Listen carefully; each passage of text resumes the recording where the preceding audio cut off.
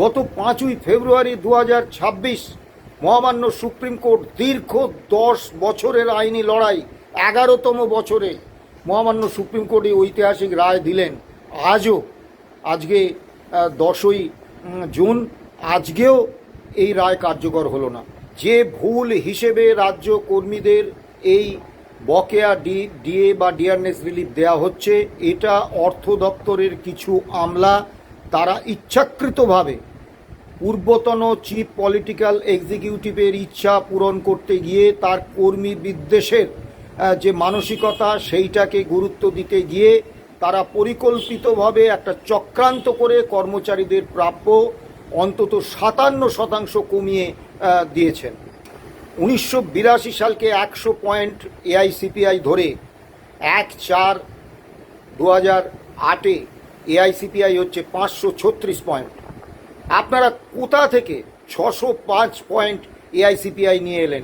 মহামান্য supreme court রাজ্য সরকারের উপর ডিএ মামলার রায় কার্যকর করার দায়িত্ব না রেখে কোর্ট অফ ফাইনাল আরবিট্রেশন হিসেবে মাননীয় ইন্দু মালহোত্রার কমিটিকে নিযুক্ত করেছিলেন। কিন্তু ইন্দু মালহোত্রার কমিটি আমাদের সঙ্গে অর্থাৎ কর্মীপক্ষের সঙ্গে সুবিচার করেননি। 27শে এপ্রিল বৈঠক হয়েছে দিল্লিতে সিএজি অফিসে। আজকে 10ই জুন, আজ পর্যন্ত আমরা বৈঠকের কোনো মিনিটস পাইনি। প্রথম কথা, পেনশনার রাজ্য সরকারের। রাজ্য অর্থ দপ্তর প্রতি মাসে তাদের পেনশন দিয়ে আসছে এবং সেই পেনশনের টাকা রিলিজ করছে। রাজ্য সরকারের অর্থ দপ্তরের কাছে সেই পেনশনারদের কোনো তালিকা নেই, এটা বিশ্বাসযোগ্য নয়। গত 15 বছরে তৃণমূল শাসনে এই কালচার অবলুপ্ত হয়ে গিয়েছিল। কোনো আধিকারিক, কোনো মন্ত্রী আমাদের কোনো চিঠির কোনো উত্তর দিতেন না এবং আমাদের সঙ্গে আলোচনাতেও বসতেন না। শাসক দলের পরিবর্তন হলে পরবর্তী শাসক এসে বলতে পারেন না ওই রায় পূর্বতন শাসক দলের আমলে হয়েছিল, আমরা মানব না। ব্যুরোক্রেসির চক্রান্ত, অর্থ দপ্তরের এক শ্রেণীর পদস্থ আমলার চক্রান্তে আজও মহামান্য সুপ্রিম কোর্টের ডিএ মামলার রায় কার্যকর হয়নি। পূর্বতন শাসকের আমলে এই রায় রূপায়ণের ক্ষেত্রে একটা অনাবশ্যক বহুমাত্রিক জটিলতা তৈরি করেছিলেন। সেই আধিকারিকরা আজও আছেন এবং তারা সমানভাবে সক্রিয় এই জটিলতা বজায় রেখে 5ই ফেব্রুয়ারি যে মহামান্য সুপ্রিম কোর্টের ঐতিহাসিক রায়, সেই রায়টা কার্যকর না করা। অর্থ দপ্তরের এই আমলারা এই গণনা নিয়ে জুয়া চুরি করেছেন। আমি শব্দচয়নে যথেষ্ট সতর্ক থেকে বলছি, জুয়া চুরি করেছেন, পরিকল্পিতভাবে কর্মচারীদের প্রতারিত করেছেন, সেই কারণে এই স্টেটমেন্ট দেওয়া হয়নি। প্রিয় কর্মরত এবং অবসরপ্রাপ্ত কর্মী বন্ধুরা, আমি শ্যামল কুমার মিত্র, সভাপতি, confederation of state government employees. শাসকের রাজনৈতিক সদিচ্ছা এবং ব্যুরোক্রেসির চক্রান্তে আজও মহামান্য সুপ্রিম কোর্ট এপ্রিল 2008 থেকে ডিসেম্বর 2019 পর্যন্ত বকেয়া DA All India Consumer Price ইন্ডেক্সের ভিত্তিতে দিয়ে দেওয়ার যে নির্দেশ দিয়েছিলেন, ঐতিহাসিক নির্দেশ দিয়েছিলেন, সেই নির্দেশ আজও কার্যকর হয়নি।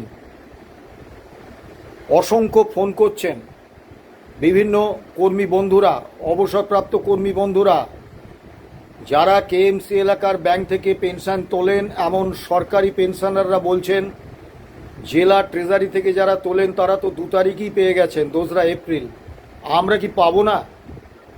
আবার যারা গ্র্যান্টিন হেডের বেতন পান, পেনশন পান, তারা বলছেন আমাদের নিয়ে তো কোনো উদ্যোগই নেই, আমরা কি এই মামলার রায়ের উপভোক্তা হিসেবে বিবেচিত হচ্ছি না, আমরা কি পুরো বাদ পড়ে গেলাম?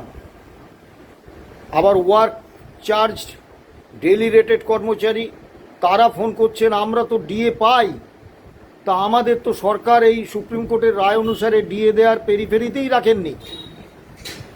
কার্যত আমরা এই বিপুল সংখ্যায় ফোনে কার্যত পর্যুদস্ত, আমাদের ব্যক্তিগত জীবন এবং আমাদের সাংগঠনিক কাজকর্ম, তারপরে মামলা চালাবার জন্য যে বিপুল অর্থের প্রয়োজন, সেই অর্থ সংগ্রহের কাজে ব্যস্ততা এবং সাংগঠনিক কাজ সব মিলিয়ে আমরা এই বিপুল ফোনে কার্যত পর্যুদস্ত। কিন্তু প্রত্যেকে তো একটা গভীর উদ্বেগ থেকে ফোন করছেন, একটা ভয়াবহ ভয়ঙ্কর আশঙ্কা থেকে ফোন করছেন এবং তাদের বক্তব্য তো ন্যায্য, যুক্তিযুক্ত, তাদের কথা তো এড়িয়ে দিতে পারি না।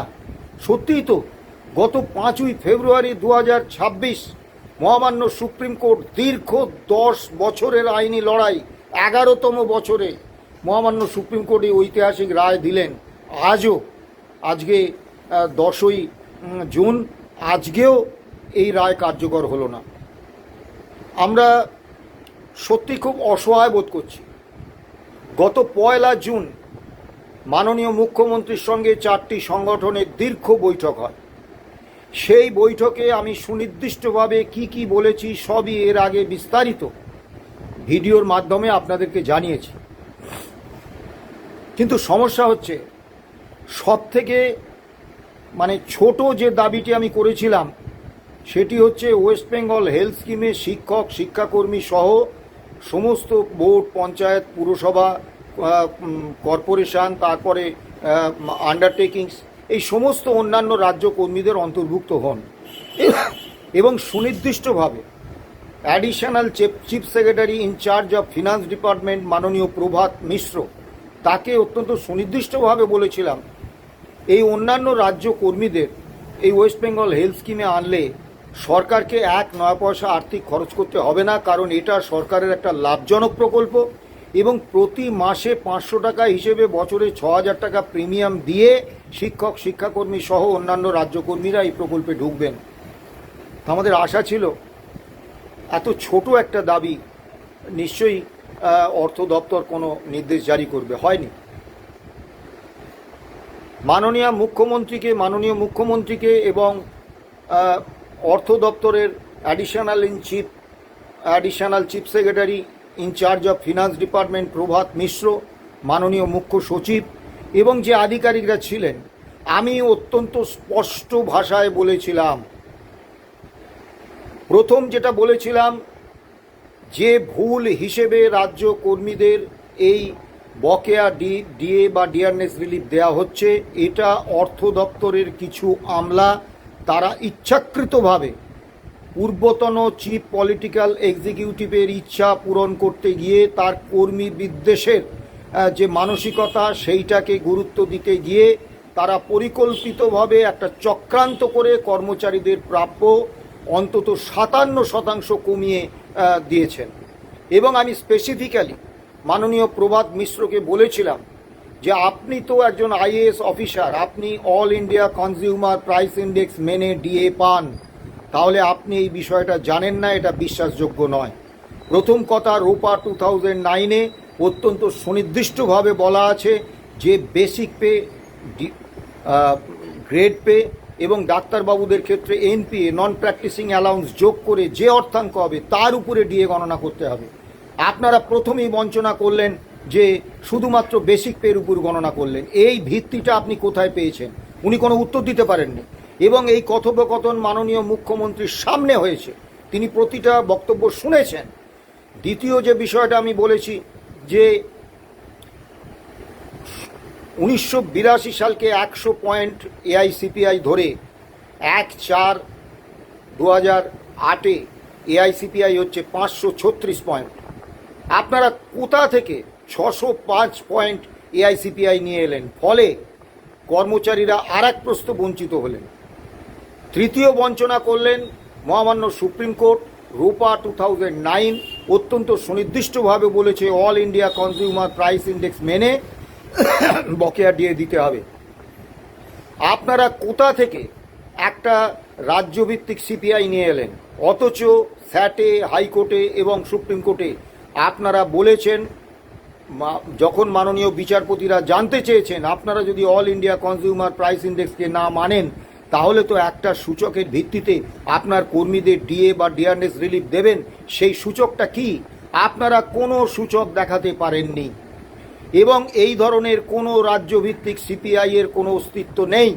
তাহলে আপনারা একটা কল্পিত সিপিআই ধরে প্রতিটা ক্ষেত্রে all India Consumer Price Index মেনে আমাদের যা ডিএ বা ডিয়ারনেস রিলিফ প্রাপ্য তার থেকে বিপুল অঙ্কের কম শতাংশ দেখিয়ে আমাদের হিসেব করেছেন। যেমন একটা উদাহরণ দিই, 1/1/2016-তে All India Consumer Price Index মেনে ডিএ হচ্ছে 125%, আপনারা ধরেছেন 100%, এবং তারপরে প্রতিটা স্তরে আপনারা এইভাবে কম হিসেব দেখিয়েছেন। তা আপনারা এই ভুল সংশোধন করুন। এর ফলে যে গুটি কয় সামান্য যৎসামান্য কর্মচারী এবং অবসরপ্রাপ্ত কর্মচারী এই 16 থেকে 19 এই ডিএটা পেয়েছেন বা ডিআরএস রিলিফটা পেয়েছেন, তারা 57% প্রাপ্যের থেকে কম পেয়েছেন। কেন তারা কম পাবেন? এবং এটা একটা ব্যুরোক্র্যাটদের, শীর্ষ ব্যুরোক্র্যাটদের একটা চক্রান্ত। অত্যন্ত সুনির্দিষ্টভাবে বলছি, মাননীয় মুখ্যমন্ত্রীর সামনে মাননীয় প্রভাত মিশ্র এই অভিযোগের কোনো উত্তর দিতে পারেননি, কোনো যুক্তিগ্রাহ্যতা দেখাতে পারেননি। আমি বলেছিলাম যে এই ভুল আপনারা সংশোধন করে নিন। বিস্ময়ের সঙ্গে লক্ষ্য করলাম মাননীয় মুখ্যমন্ত্রী বললেন যে এটা মালহোত্রা কমিটিতে আলোচনা করে মেটানো হোক, মালহোত্রা কমিটি যেমন যেমন বলবে আমরা সেইভাবে রায় কার্যকর করব। এখন এইখানে আমাদের একটা ভয়ঙ্কর বিপদ। মহামান্য সুপ্রিম কোর্ট রাজ্য সরকারের উপর ডিএ মামলার রায় কার্যকর করার দায়িত্ব না রেখে কোর্ট অফ ফাইনাল আরবিট্রেশন হিসেবে মাননীয় ইন্দু মালহোত্রার কমিটিকে নিযুক্ত করেছিলেন। কিন্তু ইন্দু মালহোত্রার কমিটি আমাদের সঙ্গে অর্থাৎ কর্মীপক্ষের সঙ্গে সুবিচার করেননি। অত্যন্ত সুনির্দিষ্টভাবে বলছি। কেন বলছি?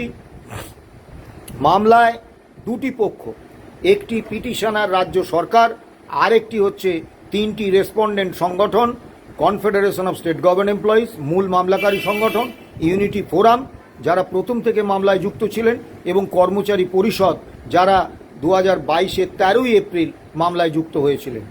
তাহলে ইন্দু মালহোত্রার কমিটি যখন বিভিন্ন সিদ্ধান্ত নিলেন এবং সেগুলো রূপায়ণ করলেন 8টা বৈঠক করে, সেই বৈঠকগুলিতে কিন্তু শুধুমাত্র রাজ্য সরকারের প্রতিনিধিদের না ডেকে আমাদেরও ডাকার প্রয়োজন ছিল, উচিত ছিল। তারা ডাকেননি।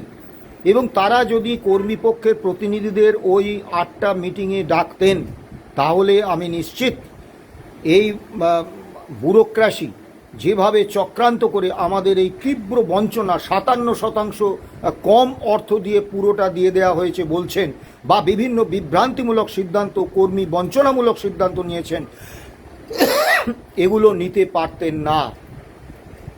তা মহামান্য সুপ্রিম কোর্টে আমাদের আইনজীবী বিকাশ রঞ্জন ভট্টাচার্য বিষয়টা তুলেছিলেন। সুপ্রিম কোর্টের নির্দেশে মালহোত্রা কমিটি আমাদের বৈঠকে ডেকেছিলেন। কিন্তু দুর্ভাগ্যের বিষয় 27 এপ্রিল, 24 এপ্রিল, 27 এপ্রিল এবং 1 মে 3 দিন বৈঠকের দিন ধার্য হয়। 24 এপ্রিল এবং 1 মের বৈঠক বাতিল হয়ে যায়, কী কারণে আমরা জানি না, যার ফলে আমাদের প্রচুর আর্থিক ক্ষতির শিকার হতে হয়, কারণ আমরা শেষ মুহূর্তে এই সভা বাতিল হওয়ার খবর পেয়েছি। 27 এপ্রিলের বৈঠক হলো, সেখানে গিয়ে আমরা বিস্ময়ের সঙ্গে লক্ষ্য করেছিলাম যে মালহোত্রা কমিটির ফুল বেঞ্চের সঙ্গে আমাদের কোনো বৈঠক হচ্ছে না। বৈঠক হচ্ছে একমাত্র ডেপুটি সিএজি, তিনি আছেন মালহোত্রা কমিটির একজন সদস্য, ডেপুটি সিএজি, তার সঙ্গে বৈঠক হচ্ছে। দ্বিতীয় যে বিষয়টা আমরা বিস্ময়ের সঙ্গে লক্ষ্য করেছিলাম, রাজ্য সরকারের কোনো প্রতিনিধি ওই বৈঠকে নেই। ফলে সেই বৈঠকে খুব বেশি ফলপ্রসূ কিছু হওয়ার কোনো বিষয় ছিল না। কিন্তু সেখানেও আমি সুনির্দিষ্টভাবে প্রতিটি বিষয় উল্লেখ করেছিলাম। 1 নম্বর উল্লেখ করেছিলাম ভুল হিসেব, 2 নম্বর উল্লেখ করেছিলাম যে রায়ে যখন নেই প্রভিডেন্ট ফান্ডে কেন 3টি গ্রুপের কর্মচারীদের টাকা প্রভিডেন্ট ফান্ডে ঢুকিয়ে দিলেন রায়ের বিরুদ্ধে গিয়ে। 3 নম্বর, গ্র্যান্ট ইন এড হেডে যারা বেতন পান, শিক্ষক, শিক্ষাকর্মী, বোর্ড, কর্পোরেশন, পঞ্চায়েত, পুরসভা, আন্ডারটেকিংস ইত্যাদি, তাদেরকে কেন এখনও পর্যন্ত মামলার রায় অনুসারে বকেয়া ডিএ বা ডিআরএস রিলিফ দেওয়া হয়নি। 4 নম্বর, কলকাতা কর্পোরেশন এলাকায় যারা ব্যাঙ্কগুলি থেকে যেসব সরকারি পেনশনার পেনশন নেন তারা পাননি, তাদেরকে এখনও পর্যন্ত এই রায় কার্যকর করার ক্ষেত্রে তাদেরকে অন্তর্ভুক্ত করা হয়নি। কেন হয়নি এবং দ্রুত করতে হবে। দুর্ভাগ্যের বিষয়, ডেপুটি সিএজি আমাদের সমস্ত কথা দীর্ঘ সময় ধরে শুনেছেন, কিন্তু আমাদের বক্তব্য সম্পর্কে তার যে মূল্যায়ন সেটি কিন্তু বলেননি। আমরা সভার মিনিটস চেয়েছিলাম, এই ধরনের গুরুত্বপূর্ণ সভার মিনিটস হওয়া জরুরি, যে সবাই কে কী বললেন তার একটা রেকর্ড থাকবে না। কিন্তু আজ পর্যন্ত 27 এপ্রিল বৈঠক হয়েছে দিল্লিতে সিএজি অফিসে, আজকে 10ই জুন, আজ পর্যন্ত আমরা বৈঠকের কোনো মিনিটস পাইনি। ফলে এই মালহোত্রা কমিটিতে আলোচনা করে কতটা কি হবে আমরা জানি না, এবং সেই মালহোত্রা কমিটিতে যে আমাদের আবার ডাকা হবে তারও কোনো নিশ্চয়তা নেই।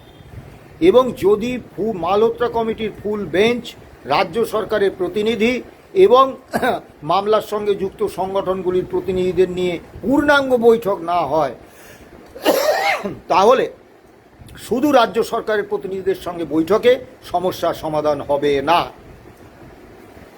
তা মাননীয় মুখ্যমন্ত্রীকে আমি বলেছিলাম যে এটা তো অর্থ দপ্তরের পরিকল্পিত ভুল, তাহলে তো অর্থ দপ্তরই এই ভুল সংশোধন করে নিতে পারে, এর জন্য মালহোত্রা কমিটির জন্য অপেক্ষা করতে হবে কেন? তা মাননীয় মুখ্যমন্ত্রী তারপরেও বলেছিলেন যে মালহোত্রা কমিটিতে যেমন যেমন নির্দেশ হবে আমরা তেমন তেমন রায় কার্যকর করব।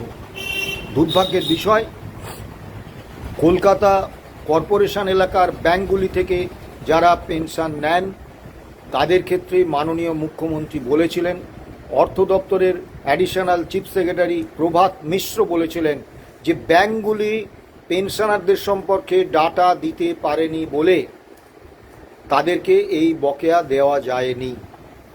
আমরা প্রতিটি সংগঠন এর তীব্র প্রতিবাদ করেছি এবং আমি নিজে মাননীয় প্রভাত মিশ্রকে বলেছি এই কথাটা একেবারেই অযৌক্তিক। প্রথম কথা, পেনশনার রাজ্য সরকারের, রাজ্য অর্থ দপ্তর প্রতি মাসে তাদের পেনশন দিয়ে আসছে এবং সেই পেনশনের টাকা রিলিজ করছে। রাজ্য সরকারের অর্থ দপ্তরের কাছে সেই পেনশনারদের কোনো তালিকা নেই, এটা বিশ্বাসযোগ্য নয়। 2 নম্বর, যে ব্যাংক এজি আপনারা তাদের উপর দোষ চাপাচ্ছেন, কিন্তু 2015 অবধি কোষা নামক একটা সিস্টেমে বেতন পেনশন হতো, তার তথ্য টিসিএসে আছে। টিসিএস থেকে আপনারা সেই তথ্য, টাটা কনসালটেন্সি সার্ভিস, সেই তথ্য আপনারা নিয়ে নিতেই পারেন, এবং 16 পর থেকে এইচআরএমএসে বেতন হয়েছে তার তথ্য আপনাদের অর্থ দপ্তরে আছে।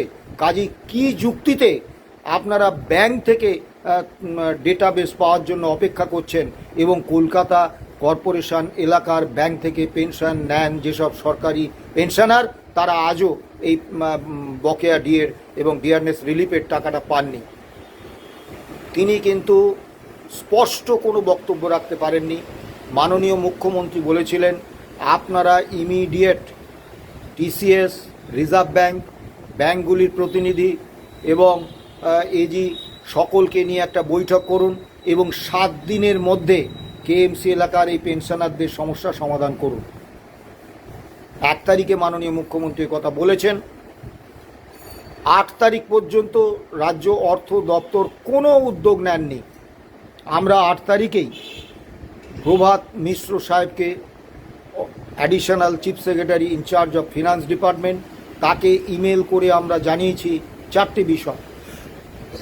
1 নম্বর বিষয়, যে এই মুখ্যমন্ত্রীর সঙ্গে আমাদের বৈঠকের মিনিটস আমাদের দিন। এত গুরুত্বপূর্ণ একটা বৈঠকে বিভিন্ন কর্মী সংগঠন, মাননীয় মুখ্যমন্ত্রী, অর্থ সচিব, মুখ্য সচিব কি বললেন, কি বক্তব্য রাখলেন, এটা ইন টোটো জানার অধিকার প্রতিটি রাজ্য কর্মীর আছে। কাজে এই মিনিটস আমাদের দিন। 2 নম্বর, আমরা লিখেছি যে ভুল সংশোধনের ব্যাপারে হিসেবে যে ভুল করে আমাদের 57% কম অর্থ দিয়েছেন, সেই হিসেব ভুল করার প্রক্রিয়াটা আপনারা কত দূর করলেন। 3 নম্বর দিয়েছি কেএমসি এলাকার ব্যাংক থেকে যারা পেনশন নেন সেই সব সরকারি পেনশনাররা আজও পেনশন পাননি, তাদের বিষয়ে আপনারা কি করলেন। 4 নম্বর দিয়েছি গ্র্যান্ট ইন হেডে যারা বেতন পেনশন পান, সেই শিক্ষক, শিক্ষাকর্মী, বোর্ড, কর্পোরেশন, পঞ্চায়েত, পুরসভা, আন্ডারটেকিংসের কর্মচারীদের ক্ষেত্রে আজও আপনারা এই রায় কার্যকর করার বিষয়টা কার্যকর করলেন না। এই বিষয়ে আপনারা কতটা এগিয়েছেন জানান। দুঃখের সঙ্গে বলছি, রাজ্য অর্থ দপ্তরে সেই একই সংস্কৃতি চলছে। ইমেল করার পরে, যেটা বাম আমলে আমরা বারবার পেতাম, একটা চিঠি দিলে সংশ্লিষ্ট আধিকারিক সৌজন্যমূলক একটা প্রাপ্তি স্বীকার পত্র আমাদের পাঠাতেন, তারপরে আমাদের জানাতেন যে আমরা যা যা জানতে চেয়েছি, যা যা দাবি করেছি তার বিষয়ে সেই আধিকারিক তার এন্ড থেকে কি করেছেন। গত 15 বছরের তৃণমূল শাসনে এই কালচার অবলুপ্ত হয়ে গিয়েছিল কোনো আধিকারিক, কোনো মন্ত্রী আমাদের কোনো চিঠির কোনো উত্তর দিতেন না এবং আমাদের সঙ্গে আলোচনাতেও বসতেন না। সরকার পক্ষের সঙ্গে কর্মী পক্ষের আলোচনার কোনো রাস্তা গত 15 বছরে খোলা ছিল না। এবারেও দেখলাম আমরা 8 তারিখ চিঠি দিয়েছি। সৌজন্য স্বীকার, এখন ইমেলের যুগ, সৌজন্য স্বীকার, প্রাপ্তি স্বীকার পত্র সঙ্গে সঙ্গেই পাঠিয়ে দেওয়া যায়। আজকে 10 তারিখ, আমরা এখনও পাইনি। এবং কী ব্যবস্থা নেওয়া হয়েছে আমরা আজকে পর্যন্ত, গতকাল রাত্রি পর্যন্ত আমরা খোঁজ রেখেছি। আমাদের কাছে যা তথ্য, অর্থ দপ্তর এখনও কিছুই করেনি। অথচ মাননীয় মুখ্যমন্ত্রী সুনির্দিষ্টভাবে বলেছিলেন 7 দিনের মধ্যে এই সমস্যার সমাধান করতে হবে। এখন প্রচুর কর্মচারীরা, অবসরপ্রাপ্ত কর্মচারীরা ফোন করছেন। আমি জানি তারা অসহায়, কিন্তু বিশ্বাস করুন আমরাও অসহায়। আমরা কি করব বলুন তো? মহামান্য সুপ্রিম কোর্টে আমরা কন্টেম্প পিটিশন করে রেখেছি, সেই কন্টেম্প পিটিশনের হিয়ারিং হচ্ছে না। সরকার এই রায় মানেনি, রায় দিয়েছে মহামান্য সুপ্রিম কোর্ট। আমি বা confederation of state government employees এই রায় দেয়নি, রায় দিয়েছে দেশের সর্বোচ্চ ন্যায়ালয়। সেই রায় সরকার কার্যকর করেনি। সরকারে কোন শাসক দল আছে এটা সুপ্রিম কোর্টের বিচার্য বিষয় হতে পারে না, কারণ সরকার হচ্ছে একটা কন্টিনিউইং বডি। তাতে শাসক দলের পরিবর্তন হলেও সরকারের যে দায়বদ্ধতা, সরকারের উপর যে নির্দেশ, সেটা কিন্তু বহমান থাকে, তার কোনো পরিবর্তন হয় না। শাসক দলের পরিবর্তন হলে পরবর্তী শাসক এসে বলতে পারেন না ওই রায় পূর্বতন শাসক দলের আমলে হয়েছিল, আমরা মানব না। সেক্ষেত্রে সুপ্রিম কোর্ট তার যথেষ্ট কঠোর হওয়ার যথেষ্ট জায়গা ছিল, কিন্তু সুপ্রিম কোর্টে রাজ্য সরকার আবেদন করলেন যে মামলার দিন পিছিয়ে দিন। প্রথম যখন ক্ষমতায় এসেই 6 তারিখে 6 এপ্রিল যে মামলার শুনানির দিন ছিল, সেদিন সরকার মামলা পিছিয়ে দেওয়ার আবেদন করেছিলেন। এই আবেদনে যৌক্তিকতা আছে, কারণ সবে সরকার গঠন হচ্ছে, কোন কোন আইনজীবী রাজ্য সরকারের হয়ে লড়বেন, রাজ্য সরকারের পলিসি কী হবে ইত্যাদি বিষয়ে সিদ্ধান্ত নেওয়ার জায়গা আছে। তারা 4 এপ্রিল ভোটের ফল বেরিয়েছে, 4 মে, তারপরে 6 মে সুপ্রিম কোর্টে মামলা, সেই মামলা পিছিয়ে দেওয়ার আবেদন নিশ্চয়ই যুক্তিগত ছিল। কিন্তু তারপরে আবার মামলা পিছিয়ে দেওয়ার আর্জি জানালেন রাজ্য সরকার। কেন? এবং অবাক হয়ে দেখলাম একটি সংগঠন, তারা বুঝে না না বুঝে আমি জানি না, তারাও মামলা পিছিয়ে দেওয়ার আবেদন করলেন এবং মামলা একেবারে সেই 22 জুলাইয়ে চলে গেল। এইবার আমরা কোথায় যাব বলুন? ইন্দু মালহোত্রার committee, court of final arbitration, সেখানে আমরা দিল্লিতে গিয়ে সিএজি অফিসে এই সমস্ত বক্তব্য সুনির্দিষ্ট আকারে আমরা বলেছি এবং হলফনামা দিয়ে লিখিতভাবে জানিয়েছি। তারপর মাননীয় মুখ্যমন্ত্রী শুভেন্দু অধিকারীর কাছে গত 1 জুন আমরা সুনির্দিষ্টভাবে সব কিছু দীর্ঘ সময় ধরে বক্তব্য রেখে আমরা জানিয়েছি। তিনি পুরো বিষয়টা বুঝেছেন। সুপ্রিম কোর্ট কন্টেম্প্ট মামলার শুনানি করছেন না, তারা মামলা পিছিয়ে দেওয়ার আবেদন সঙ্গে সঙ্গে সাড়া দিচ্ছেন।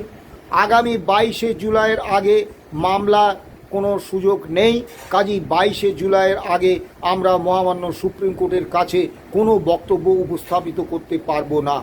আরও আতঙ্কের বিষয়, আমরা দীর্ঘদিন ধরে দেখেছি যে সুপ্রিম কোর্টে, হাইকোর্টে এবং স্যাটে যে বেঞ্চে মাননীয় বিচারপতিরা কারা আছেন তার উপর কিন্তু কোনো একটা মামলা তার গতি প্রকৃতি নির্ভর করে। মহামান্য সুপ্রিম কোর্টে এর আগের অনারেবল জাস্টিস ঋষিকেশ রায়, অনারেবল জাস্টিস দীনেশ মাহেশ্বরী, তাদের বেঞ্চে কিন্তু মামলার শুনানি হয়নি। শুনানি না হওয়ার কোনো যুক্তিসঙ্গত কারণ ছিল না, তারা মামলা শুনবেন না বলেই শুনানি হয়নি। অনারেবল জাস্টিস সঞ্জয় কারোল এবং অনারেবল জাস্টিস পি.কে. মিশ্রার বেঞ্চ যুদ্ধকালীন তৎপরতায় অত্যন্ত গুরুত্ব দিয়ে এই মামলা শুনেছেন এবং রায় দিয়েছেন। এই মাননীয় বিচারপতি সঞ্জয় কারোল আগস্টে অবসর গ্রহণ করছেন। অর্থাৎ আগস্টের পরে সেপ্টেম্বরে এই বেঞ্চ কিন্তু ভেঙে যাবে।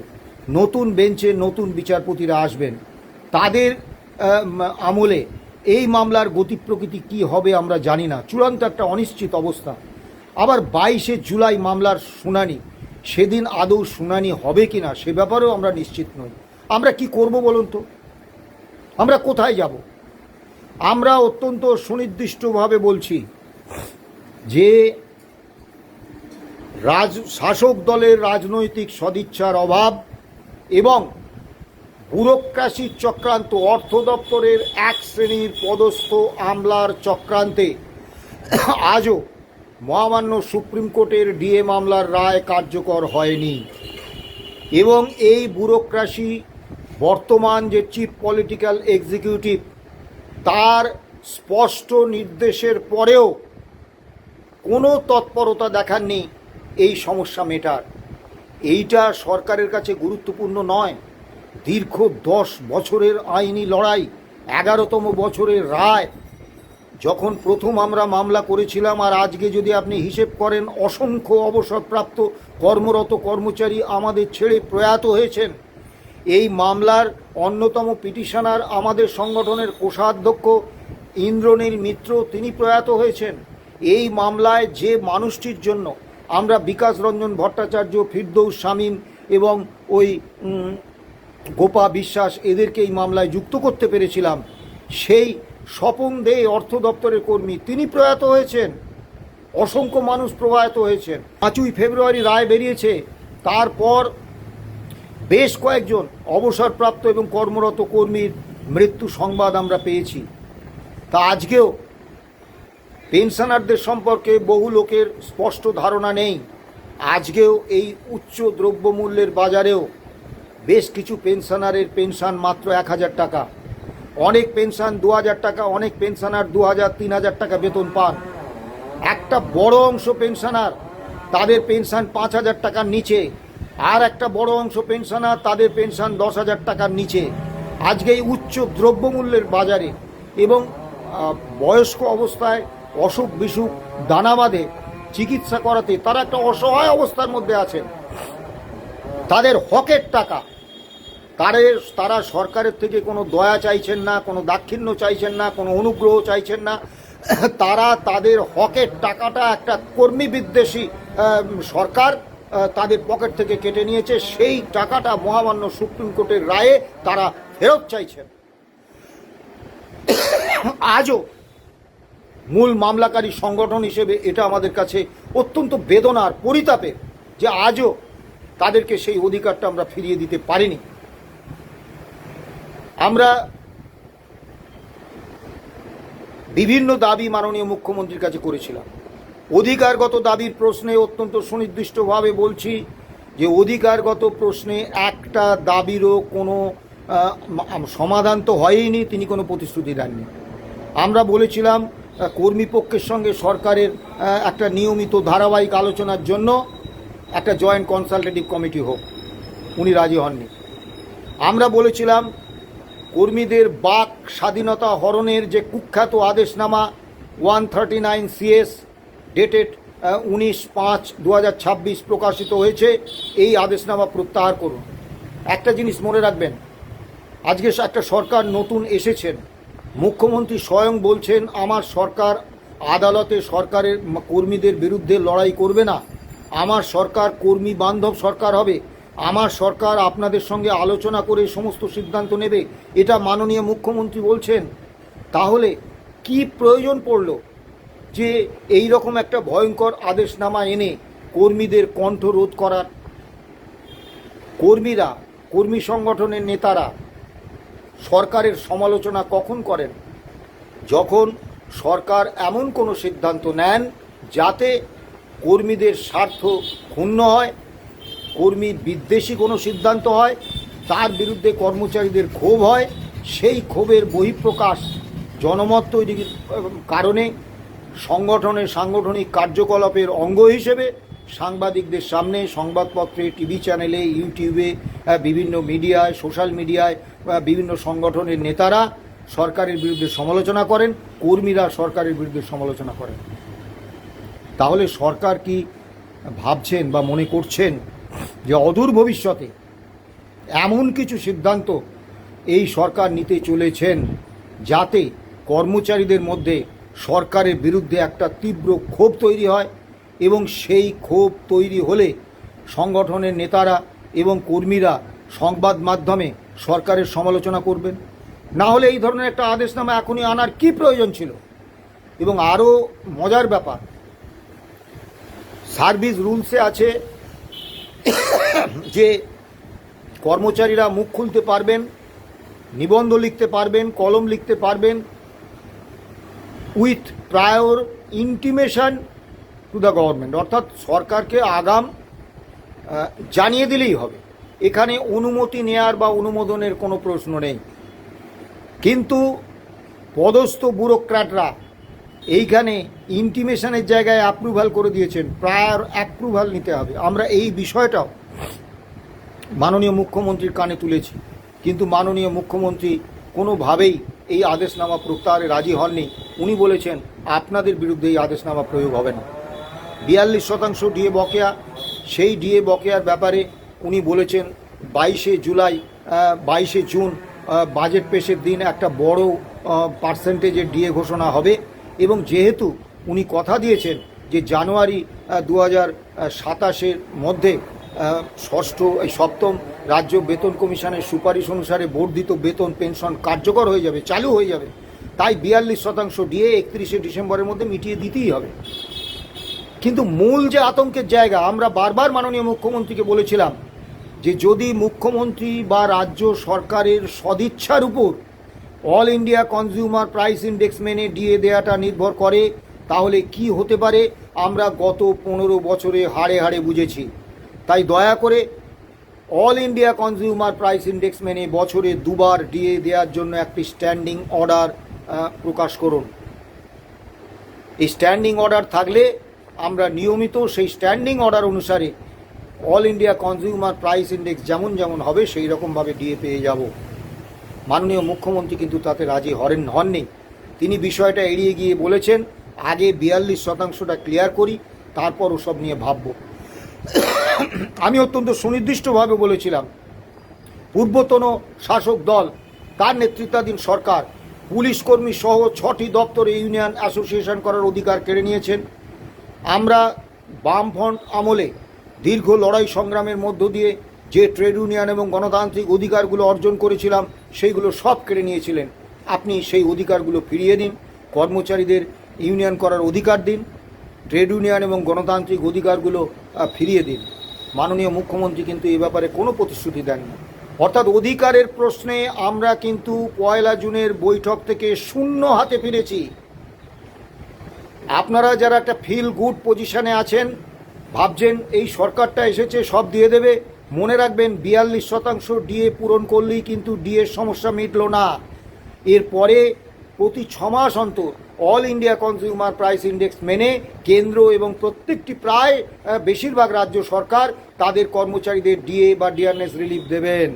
সেখানে যদি কোনো স্ট্যান্ডিং অর্ডার না থাকে এবং মাননীয় মুখ্যমন্ত্রীর সদিচ্ছা নামক বস্তুটি যদি অবলুপ্ত হয়ে যায় বা মাননীয় মুখ্যমন্ত্রীর সদিচ্ছার বিষয়টি যদি বিস্তৃত হয়ে যান, তাহলে কিন্তু আবার এই বকেয়া ডিএ আপনার থেকে যাবে।